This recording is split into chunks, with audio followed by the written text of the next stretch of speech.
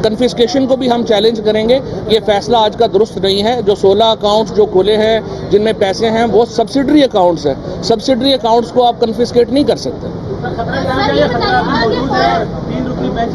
खतरा सियासी जमातों को सिर्फ एक होता है और वो ये होता है कि वो अवाम में अपनी पॉपुलैरिटी खो दे।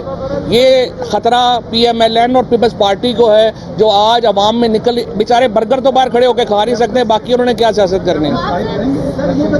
वो इलेक्शन में रेफरेंस जा रहे हैं। वो कहती है कि जो हम आवाम की अदालत में जाएंगे, पीपल्स पार्टी कहती थी जब यूसुफ इलाही साहब का मामला हुआ तो आवाम की अदालत में जाएंगे।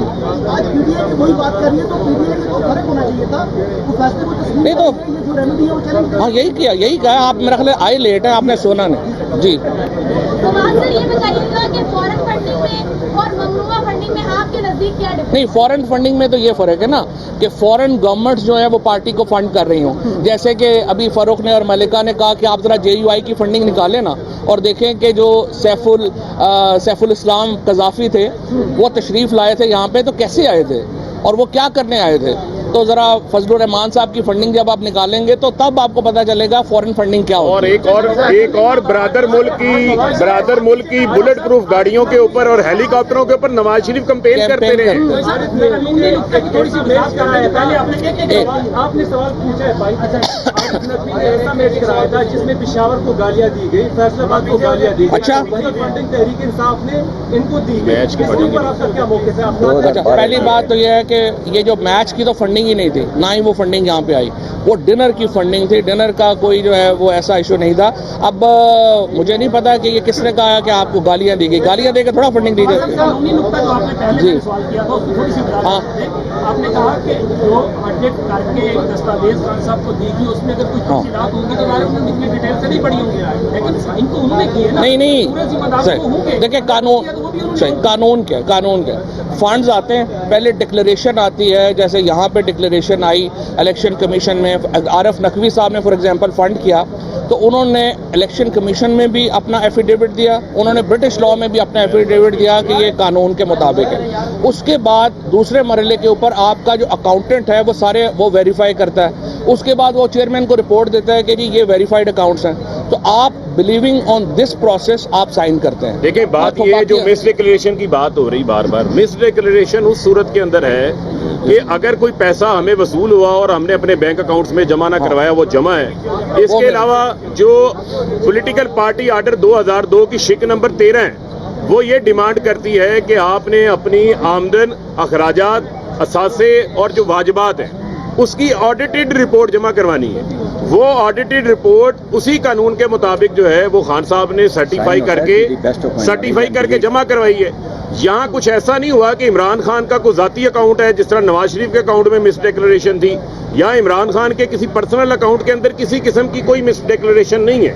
इसको कानून की नजर में उस तनाजुर से भी नहीं देखा जा सकता जिस तरीके का एक तासुर बनाया जा रहा है। और इसके अलावा सुन लें ये जो फैसला है जो मिस डिक्लेरेशन वाला भी है, इसको भी हम चैलेंज करने जा रहे हैं। और जो पैसा आरिफ नकवी की तरफ से आया है वो पाकिस्तानियों ने दिया है, उन पाकिस्तानियों का रिकॉर्ड भी मौजूद है, आरिफ नकवी का एफिडेविट भी मौजूद है। और इसी के साथ साथ ये भी मैं आपको बताता चलूं, बड़ा इंपॉर्टेंट है, ये जो 16 अकाउंट्स की बात की जा रही है, इन 16 अकाउंट्स में कोई PTI लाहौर का अकाउंट है, कोई PTI बलूचिस्तान का अकाउंट है, जिनमें कोई बड़ी ट्रांजैक्शंस में नहीं हुई। तो लिहाजा ये एक खोखला फैसला है। बताता ममनुआ की जो डेफिनेशन है वो ये है कि आपने फॉर एग्जांपल फॉरेन पाकिस्तानियों से लिए 16 अकाउंट्स जो हैं जो डिक्लेरेशन में जो किया, जैसे अभी सरदार साहब ने कहा है आप दस्तखत करते हैं best of your knowledge and belief. वो जब नॉलेज एंड बिलीफ आ गया तो आपने कर दिए। दूसरी बात ये है, देखिए आप सब लोग जो पाकिस्तान में लोग देख रहे हैं ये बेवकूफ़ नहीं है। कोई भी बंदा जिसने इलीगल फंडिंग करनी है वो बैंक के थ्रू नहीं करता। For example Osama bin Laden ने जो पैसे नवाज शरीफ को दिए थे वो बैंक के थ्रू नहीं दिए थे, वो बैगों में पैसे भर के दिए थे।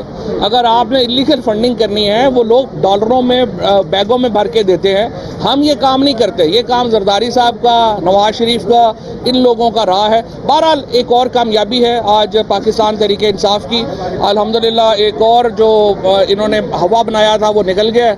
अब मैं अब भी कहता हूँ ये छोड़ दें, राइट लेफ्ट छोड़ दें, इलेक्शनों में चलें, अगर किसी में दम है तो let the people of Pakistan decide, Pakistan के अवाम को फैसला करने दें हुकूमत किसका हक है। ये रोने धोने से कुछ नहीं होना। और पॉलिटिकल पार्टी 2002 में एक और टेक्निकल आप समझते हैं कि ये फैसला हतमी है, इसका फॉरेन फंडिंग केस का जो अकबर एस बाबर की थी, अकबर एस बाबर का इजी अकबर एस बाबर का इजी लोड तो हलाल नहीं ना हुआ। वो तो सुनते ना, नून लीग के तो पैसे ही मर गए हैं ना इस हवाले से।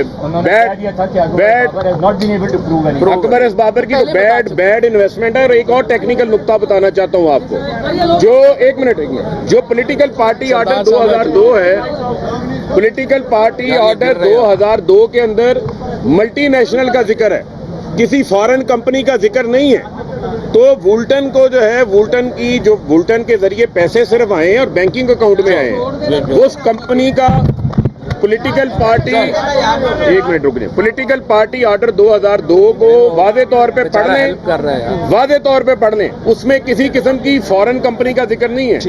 पाकिस्तान के अंदर प्राइवेट कंपनी का जिक्र है, लिहाजा वो भी एक नुक्ता है जिसको हम चैलेंज करेंगे हाई कोर्ट के अंदर। मुबारक हो पीटीआई वालों को। और 10 साल फिर पाक में पाकिस्तान